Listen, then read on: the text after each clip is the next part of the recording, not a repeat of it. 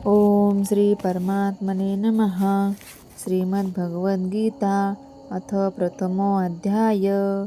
अर्जुन उवाच. श्लोक 36. पापमेवाश्रयेदस्मान् हत्वेतानाततायिनः. पापमेवाश्रयेदस्मान् हत्वेतानाततायिनः. तस्मान्नाहारवयहन्तु धार्तराष्ट्रान् सबान्धवान्.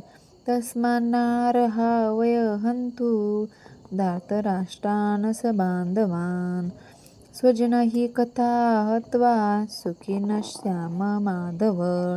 स्वजन हि कथा हत्वा सुखिनः स्याम माधव.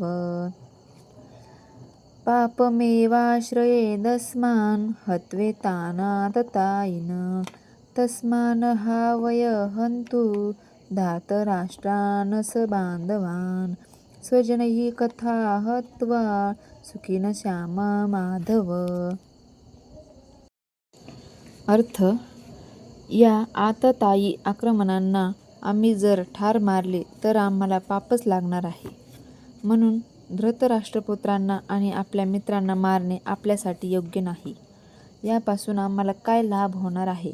हे माधव, आपल्याच नातलगांची हत्या करून आम्ही कसे सुखी होऊ? तात्पर्य: वैदिक मताप्रमाणे 6 प्रकारचे आततायी असतात. पहिला, जो विष देतो. दुसरा, जो घराला आग लावतो. तिसरा, जो घातक किंवा तीक्ष्ण शस्त्रानिशी हल्ला करतो. चौथा, जो संपत्ती लुटतो. पाचवा, जो दुसऱ्याची जमीन बळकावतो. आणि 6वा, जो परपत्नीचे अपहरण करतो. अशा आततायींचा वध केल्याने कोणत्याही प्रकारचे पाप लागत नाही. अशा आततायींना मारणे हे सामान्य मनुष्याला शोभेल असेच आहे. पण अर्जुन हा सामान्य मनुष्य नव्हता. स्वभावतःच तो साधू वृत्तीचा होता आणि त्याच्याशी तो साधू वृत्तीला अनुसरूनच वागू इच्छित होता. पण अशा प्रकारची साधू वृत्ती क्षत्रियांसाठी योग्य नसते. जरी राज्यकारभारातील व्यक्तीने साधुवत असणे आवश्यक असले तरी त्याने भ्याड मात्र असू नये. उदाहरणार्थ, भगवान श्रीराम हे इतक्या साधू वृत्तीचे होते की आजही लोक रामराज्यात राहण्यास अतिशय उत्सुक आहेत. पण असे असले तरी प्रभू श्रीरामचंद्रांनी कधीच भ्याडपणा दाखवला नाही. श्रीरामांच्या पत्नीचे, सीतेचे अपहरण करणारा रावण आततायी होता. पण श्रीरामांनी त्याला असा काही धडा शिकवला की त्याची तुलना जगाच्या इतिहासामध्ये कोणाशीही करता येणार नाही. अर्जुनाच्या बाबतीत मात्र याच्याविरुद्ध जे आक्रमक आततायी होते ते विशिष्ट प्रकारचे होते, आणि ते म्हणजे त्याचे स्वतःचे पितामह, गुरुजन, मित्रगण, पुत्र, नातू इत्यादी.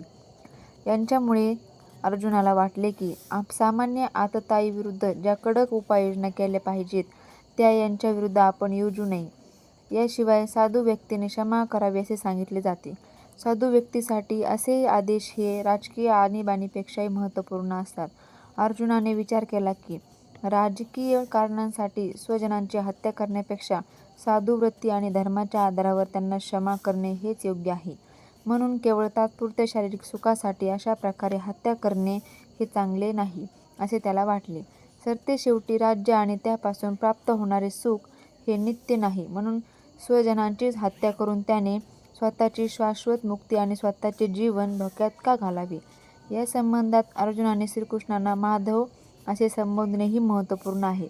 श्रीकृष्ण हे लक्ष्मीचे किंवा भाग्यदेवतेचे पती असल्यामुळे अर्जुनाला त्यांना हे दर्शवायचे होते की त्यांनी ज्यामुळे त्याच्यावर दुर्भाग्य कोसळले अशी गोष्ट करण्यास त्याला प्रेरित करू नये. परंतु वास्तविकपणे श्रीकृष्ण हे भक्तांनाच काय तर इतरांनाही दुर्भाग्याकडे कधीच नेत नाहीत.